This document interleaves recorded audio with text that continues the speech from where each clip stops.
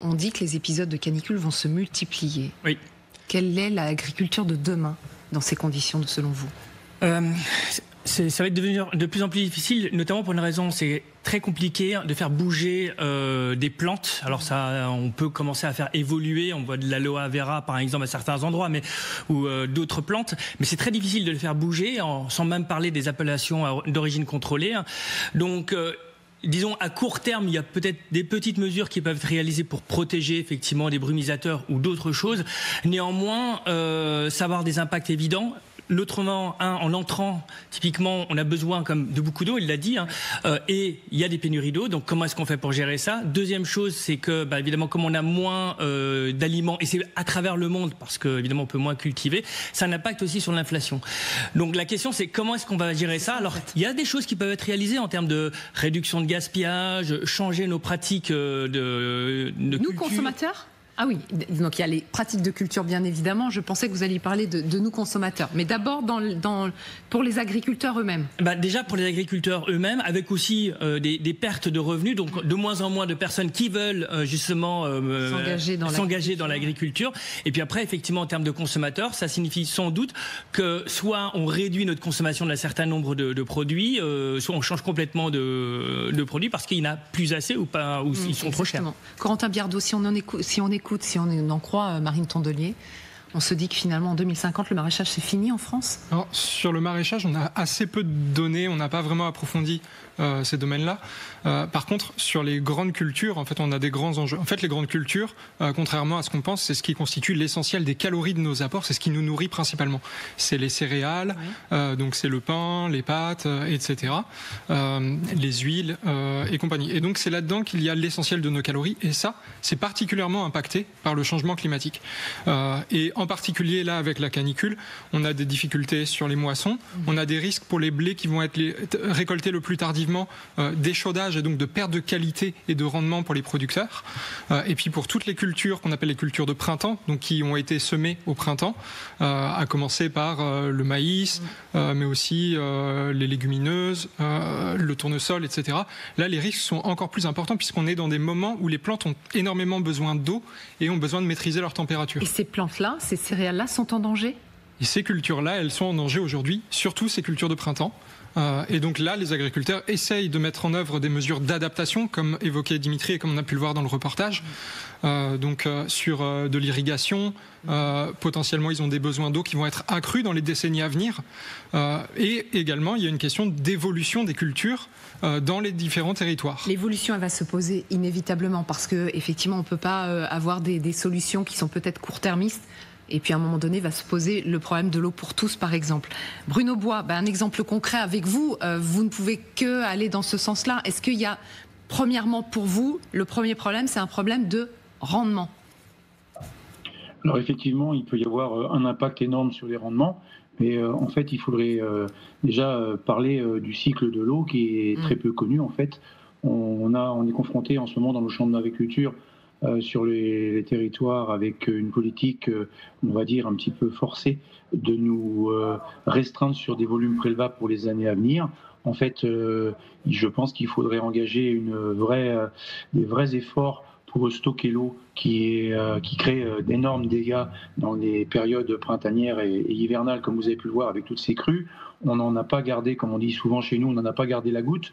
On n'a pas gardé un seul mètre cube en stock dans les nouvelles réserves, puisque c'est très compliqué d'arriver à monter ces dossiers-là. Vous savez que c'est souvent un gros mot que de parler d'une bassine. D'ailleurs, on ne sait pas pourquoi on parle d'une bassine, parce que nous, on parle de réservoir d'eau qui pourrait stocker l'eau l'hiver pour la restituer l'été, pour maintenir absolument en végétation verte. Vous savez que dans toutes les villes, on a des grands programmes pour végétaliser, pour maintenir des températures un petit peu plus basses. Et nous, plein champ, on pourrait avoir un vrai impact en maintenant 30 à 40% des parcelles couvertes par de la végétation verte l'été. Et bien pour ça, il faut pouvoir arriver à pallier au déficit hydrique avec des apports d'eau. Peut-être il y aura effectivement un coût de ramener cette eau artificiellement avec nos appareils d'irrigation, mais au moins, ça sera un vrai challenge que de maintenir les sols couverts par de la végétation verte pour rétablir le cycle de l'eau et inciter les nouvelles pluies, puisqu'il y a à peu près 60% des pluies qui tombent sur la terre qui sont originaires de l'évapotranspiration du même sol et non pas des océans comme on le croit. Donc accélérer l'évacuation de l'eau douce vers les océans, c'est une vraie ineptie et pourtant on est parti dans ce modèle-là. Dimitri Carbonel peut-être va pouvoir vous répondre. Oui, il y a plusieurs choses. Il y a le premier point, c'est comment est-ce qu'on arrive à préserver dans les sols l'eau. Il y a plusieurs manières qui l'empêchent, typiquement l'imperméabilisation, les labours. Si par exemple il y a très peu de haies, eh bien si au contraire on a une politique pour préserver ou stocker effectivement de l'eau, déjà ça sera nettement plus simple pour la suite. Concernant les méga-bassines, le problème est le suivant, c'est une question encore de concurrence d'usage. C'est-à-dire que si par exemple l'eau est utilisée par un certain nombre de personnes pour leur culture et que c'est privatisé, c'est pas la même histoire que, et surtout lorsqu'il y a une pénurie d'eau pour les habitants et les entreprises, c'est pas la même histoire que s'il y a suffisamment d'eau pour tout le monde et qu'effectivement il y a des réservoirs où il y a de l'eau. Et dans certains cas, ça peut être pertinent d'avoir des réservoirs, dans d'autres cas, au contraire, c'est au détriment soit d'autres agriculteurs ou des habitants. Et là, il y a notamment c'est les agences de l'eau qui ont ce rôle-là de gérer et d'organiser effectivement cette concurrence d'usage, cette utilisation de l'eau entre les différents acteurs. Et si on est en confrontation, ça ne marchera pas. Et si au contraire, on travaille ensemble, là déjà on peut trouver des solutions. Et parfois ce sera pertinent, parfois ça ne sera pas. Pas toujours. Mais Corentin Biardot, est-ce qu'il faut que les agriculteurs, aujourd'hui, pensent à l'agriculture de demain et peut-être changer des choses dans leur élevage, peut-être les cheptels moins importants, dans les cultures, peut-être pas les mêmes genres de céréales par exemple? Alors, ça peut faire partie des mesures d'adaptation, ça doit faire partie de la réflexion.